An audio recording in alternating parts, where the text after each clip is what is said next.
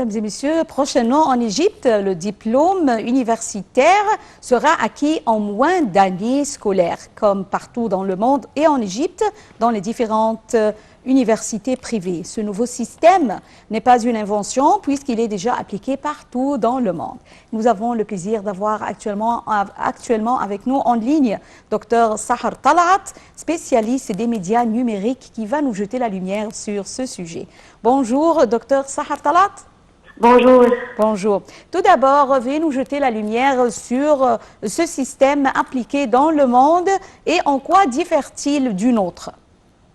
Je voulais juste vous dire que c'est un système international où on peut le trouver dans des universités en Europe et même en Chine et au Canada et aux États-Unis. Ce système consiste à des heures accréditées. Ça veut dire que, par exemple, avant, nous étions en train d'utiliser une année complète scolaire. En ce moment, c'est un système trimestral ou quadrimestral. Ça veut dire que chaque 4 mois, les étudiants peuvent en avoir des heures accréditées. Et ça dépend de leur, par exemple, de leur niveau d'études. Aussi, c'est tout un système qui consiste à étudier l'état de chaque personne. Et où, par exemple, parfois, on trouve des cas spéciaux que, par exemple, quelques étudiants sont en train de travailler et en même temps sont en train d'étudier. Donc, ils font cette adaptation. C'est un système plutôt plus flexible avec toute une amélioration de contenu et en même temps amélioration de règlement. Docteur Sahar, est-ce que ce système facilitera vraiment la tâche pour les étudiants et les professeurs ici en Égypte? Est-ce que ce système nous convient en Égypte? Je pense que oui, parce que c'est un système qui est déjà utilisé ici en Égypte depuis longtemps, non seulement dans des universités privées, sinon aussi dans des universités publiques. Et on le trouve par exemple comme dans l'université du Caire, dans des autres universités très reconnues ici en Égypte. Et c'est une application, disons, d'émergence. Si on peut dire, entre l'ancien système que nous étions habitués à l'utiliser et en même temps en train d'utiliser les heures accréditées. Ça veut dire que, par exemple, si un jeune veut entrer à l'université après avoir terminé son bac, et il veut, par exemple, terminer sa carrière académique dans 3 ans, par exemple. Donc, il fait tout un plan académique très structuré et en même temps très rigide pour qu'il puisse, dans 3 ans, finaliser et terminer sa carrière ou ses études à l'université.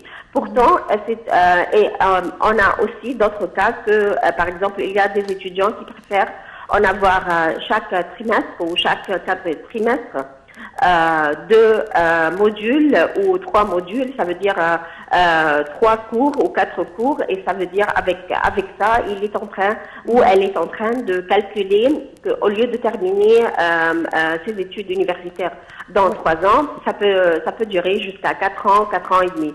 Ça dépend de leur flexibilité, ça dépend aussi de leurs besoins et aussi de leur d'attendre et être sur place ou d'en avoir une éducation continuelle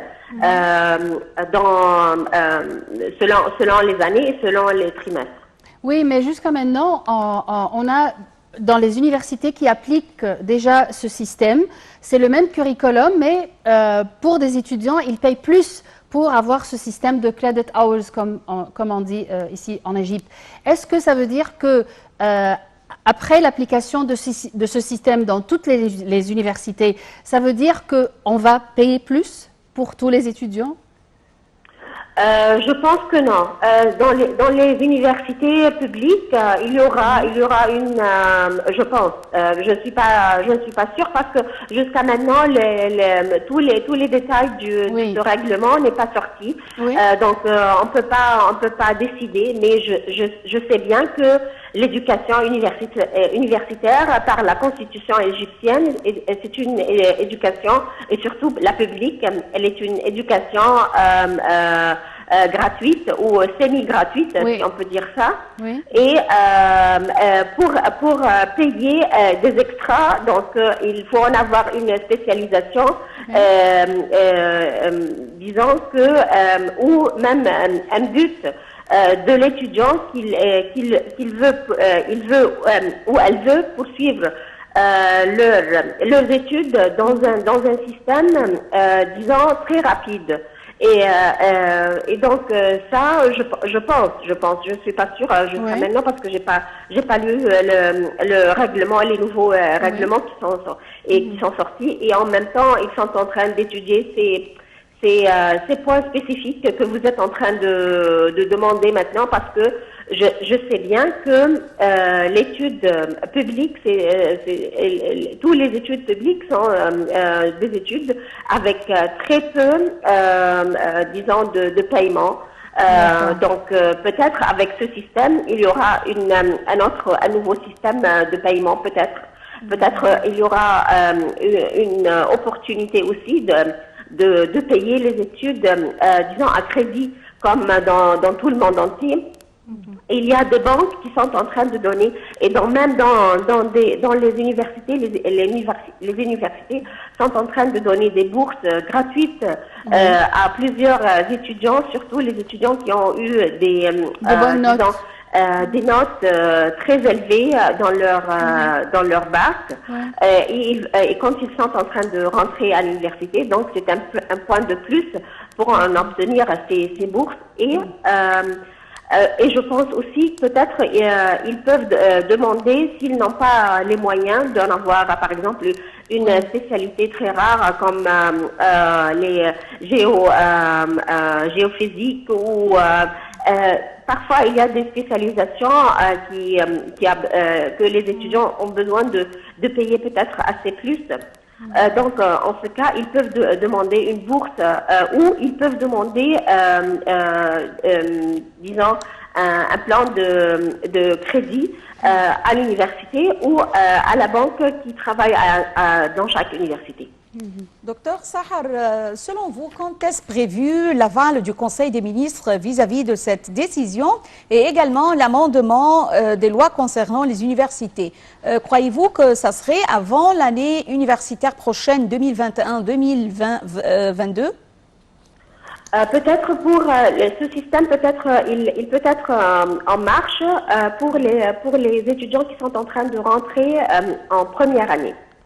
Mais ils doivent terminer l'ancien système, donc on a 3 ans, et pendant ces 3 ans, ils doivent aussi régler la situation de ces étudiants, ou de faire de convertir leur ancien système au nouveau système, et donc ça veut dire qu'ils doivent calculer les heures, ils doivent aussi faire toute une nouvelle structure d'enseignement dans les universités. Donc ça va prendre peut-être entre 2 et 3 ans pour qu'ils puissent, que ce nouveau système doit être en marche et doit être bien, disons, basé sur une plateforme solide éducative.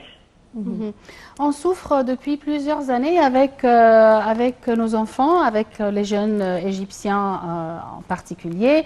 On souffre que les jeunes, ils ne trouvent pas des chances d'emploi conformes à leurs études. Est-ce que ce nouveau système va alléger un peu ce problème? Précisément, ce système, parce que c'est un système, disons, tolérant et très flexible. Et on a cette fluidité dans ce système. Donc, même je peux vous dire que, par exemple, il y a des étudiants qui veulent travailler après la première année, par exemple. Ils ont trouvé une opportunité de travail. Ils ne peuvent pas suivre ce système d'une façon continuelle. Donc, ils peuvent travailler et étudier en même temps, et surtout ce mélange de travail et études, et aussi le nouveau contenu du curriculum et aussi disons, le processus éducatif qui doit être modernisé, non seulement modernisé, et en même temps au niveau de la nouvelle technologie qui sont en train de s'établir maintenant. Nous sommes dans ce monde digital, donc même l'éducation digitale est en train de pénétrer d'une façon extrêmement rapide, quelque chose qu'on n'avait pas vu depuis des années. Oui. Et donc, il y aura tout un changement dans la formation des étudiants, dans la formation aussi des professeurs.